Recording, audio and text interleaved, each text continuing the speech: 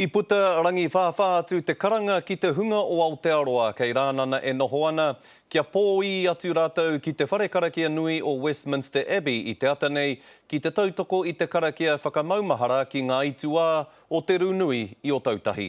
Māta toru ana te hunga i tai atu ahako te moata o te haore i te ata me te mea nei ko ia ko te whare whawhao o te ao kapurangi. I nā rā kāre etahi o te tokomaha i uru ki roto ki te tāpai i wā rātou karakia me o rātou whakaaro ki te tuahu o Matihere. Tata ki te 5 mano o te wā kāinga nei kei rānana e noho ana me te aha he hui ia tēnei i karangahia hei pai here i te ngākau me te wairua i tēnei wā ngahina Pōuri.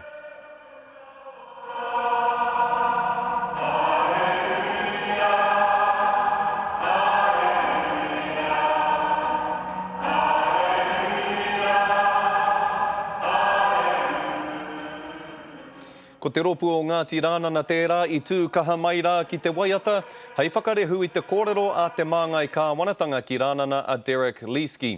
Nāna tetahi pūrongo a te Premier a John Key i Pānui ki te Marea.